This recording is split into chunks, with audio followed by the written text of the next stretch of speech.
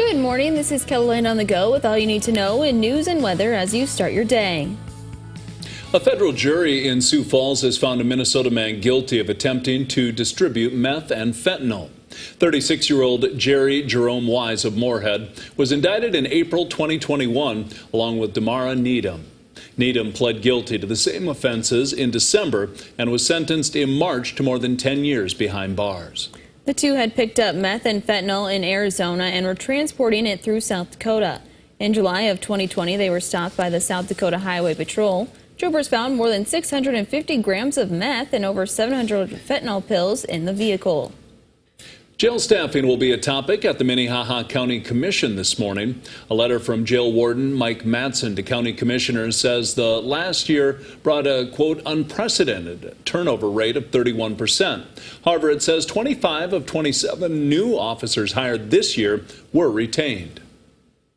Their jobs are absolutely necessary.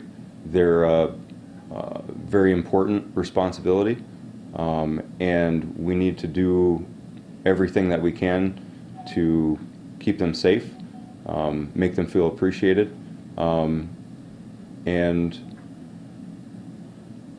afford them the opportunity to earn a good wage. The county commission is scheduled to be briefed on the jail at a meeting this morning.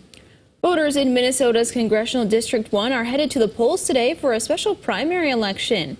It will determine which candidates will appear on the August special election ballot. This election is being held to fill out the remainder of late Representative Jim Hagedorn's term. The primary ballot features 20 candidates from 4 different parties, including the 2 marijuana parties. Polls will be open until 8 p.m.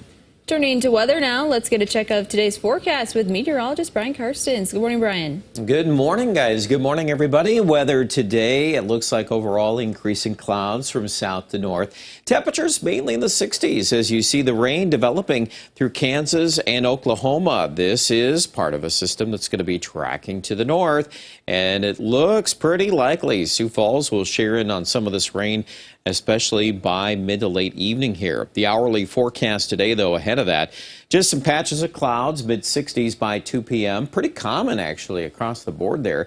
Rapid City, a little cooler, and you have been cooler. You started the morning here in the low 30s, but the rain there coming in from Nebraska and Iowa. And we'll track the rest of the details on that story coming up in just a couple minutes.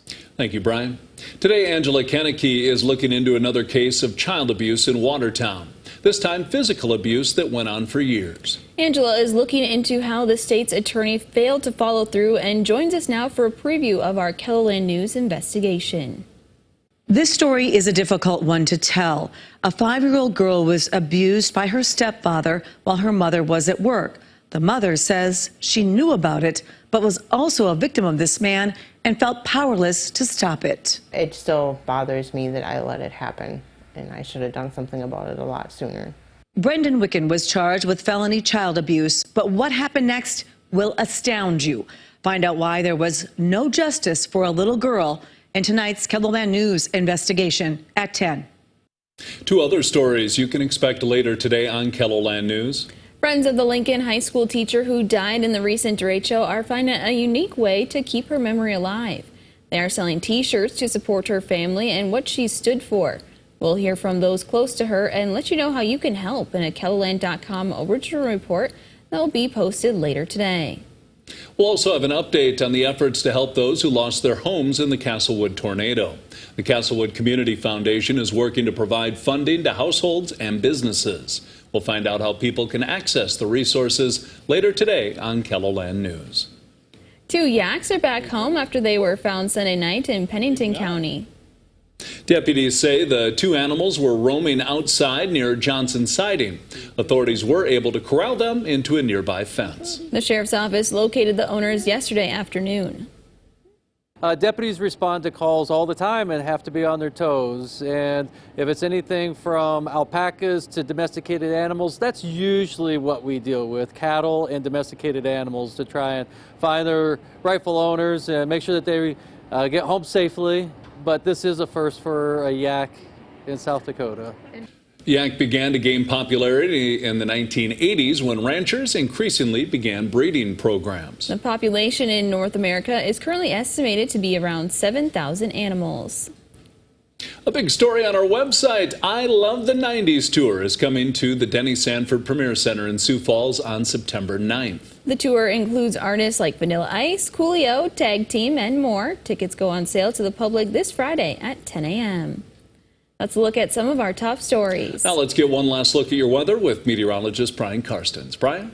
All right, hourly forecast today. Well, 60s as we head through the afternoon. You can see the clouds there starting to increase in our southern counties, and that trend just picks up through the afternoon, and eventually we get into some rain. I would expect Sioux Falls probably still dry through early evening, but you know, past 9, 10 o'clock, yeah, rain coming in. It looks like some fairly steady showers, actually, in the forecast overnight. Yankton's involved with that.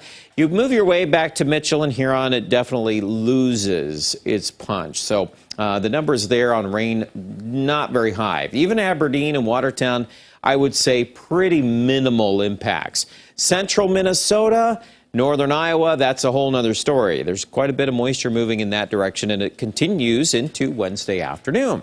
Now, the day Wednesday, Sioux Falls with the rain and the clouds, a lot cooler in the mid-50s. Folks out to the west will be warmer. There's a closer look at that rain forecast. Sioux Falls, 1/4 inch to a 1/2 inch looks, I think, pretty likely. And then the numbers are heavier down to the south.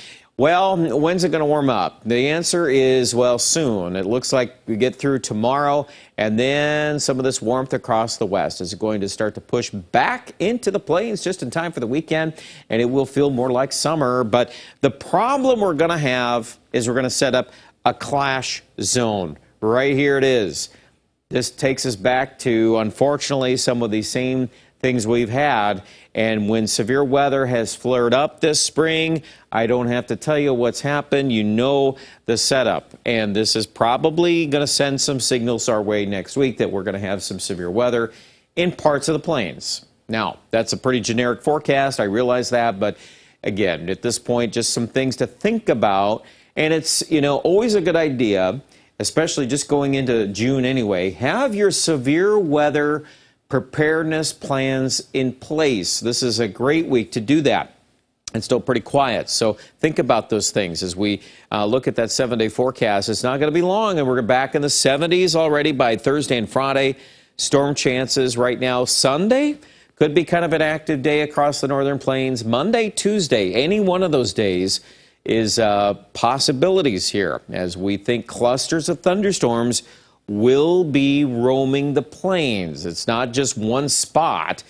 This could be back to the Black Hills. We could be looking all the way into North Dakota, and there will be additional areas here as well. So keep watching this forecast as we get into the Outlook Pier and even into Rapid City, looking at chances of rain and thunderstorms Saturday and Sunday.